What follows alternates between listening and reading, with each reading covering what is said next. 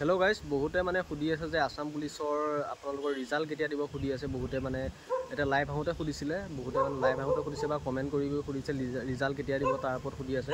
চ' ৰিজাল্টটো আপোনালোকৰ ইলেকশ্যনৰ পিছত দিব, যিহেতু আপোনালোকে এতিয়া বৰ্তমান গম পায় 2 তাৰিখে ইলেকশ্যন আছে আৰু আপোনালোকৰ 7 তাৰিখে ইলেকশ্যন আছে, সকলোৱে গম পায়। আৰু ৰিজাল্টটো দিব আপোনালোকৰ 11 তাৰিখে। চ' আপোনালোকৰ এতিয়া বৰ্তমান সময়ত মানে কি কোৰ্ট অফ কণ্ডাক্ট লাগি আছে, যিহেতু আপোনালোকৰ এইবোৰ চৰকাৰী কাম কাজবোৰ কৰিব নোৱাৰে, আপোনালোকক সকলোৱে জানিয়ে চাগে।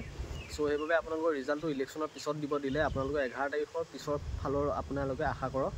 আপোনালোকে 22 তাৰিখ 25 তাৰিখ তেনেকুৱা মানলৈ আপোনালোকে আশা কৰিব পাৰে, যিহেতু এতিয়া ইলেকশ্যনটো হৈ যোৱাৰ লগে লগে আপোনালোকৰ ৰিজাল্টটো আউট কৰিব নোৱাৰে, অলপ দিন লাগিব। যিহেতু আপোনালোকৰ 11 তাৰিখে ইলেকশ্যন শেষ, চ' আপোনালোকে 22 তাৰিখ 25 তাৰিখ তেনেকুৱা মানে আপোনালোকে ধৰিব পাৰে এটা অনুমানিক। যিহেতু এতিয়াতো মানে আপোনালোকে 11 তাৰিখলৈকে আপোনালোকে আশাই নকৰিব ইলেকশ্যনৰ কাৰণে ৰিজাল্ট ওলোৱাৰ। আপোনালোকে 11 তাৰিখলৈকে কোৰ্ট অফ কণ্ডাক্ট লাগিয়ে থাকিব, যিহেতু আশা নকৰিব সেইটোৰ ওপৰত। আৰু ছেকেণ্ড কথাটো আপোনালোকে বহুতে সুধি আছে নিউ ভেকেঞ্চি আহিবনে নাহে সুধি আছে।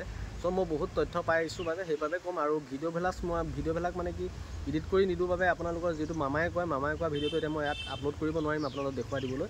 চ' মই আপোনালোকৰ যিহেতু মামায়ে এতিয়া কেম্পেইন কৰি আছে ইলেকশ্যনত, বিজেপি কেম্পেইন কৰি আছোঁ, কেম্পেইনবিলাকত মই গৈ আছোঁ যিহেতু ডিউটিৰ কাৰণে। সিদিনাখন আপোনালোকৰ কোলাজান, ধেমাজি কোলাজানত আহিছিল, তাৰপিছত আহিলে আপোনালোকৰ এনেকুৱা মানে বহুততে ঘূৰি ফুৰিছে। মামা আহি আছে আপোনালোকৰ, মামাই তেতিয়া মানে সেই সভাবিলাকত কয় আপোনালোকৰ অক্টোবৰত আপোনালোকৰ আছাম পুলিচৰ আৰু ভেকেঞ্চি ওলাব, আৰু লগতে মানে কি অক্টোবৰত ওলাব বুলি কৈছে ভেকেঞ্চি, আৰু ফৰেষ্টৰ হয়তো 2 দিনমান আগত ওলাব বুলি কৈছে। আৰু আপোনালোকৰ লগতে আপোনালোকক কি কৈছে মানে বাহিৰত যোনবিলাক ল'ৰা ছোৱালীয়ে 7,000-8,000 কাৰণে কাম কৰিবলৈ যায়, সেইবোৰক মানে ৰিটাৰ্ণ লৈ আহিব। ইয়াতে মানে আপোনালোকৰ অসমতে মানে আপোনালোকৰ কোম্পানী স্থাপন কৰিব, যিবোৰ মানে এতিয়া এডভান্টেজ আছাম যিটো হৈ আছে, এডভান্টেজ আছামৰ ওপৰত ইয়াত কোম্পানী উদ্যোগবিলাক বহিব, উদ্যোগবিলাকত ল'ৰাবিলাক মানে নিয়োগ হ'ব পাৰিব। যেনেকুৱা আপোনালোকে চৰকাৰী চাকৰিৰ বাবে এতিয়া লাগি আছে, তেতিয়া মানে আপোনালোকে বেলেগে ধৰি লওক কাম কৰে 5,000-6,000 কাৰণে বাহিৰত গুচি যায়।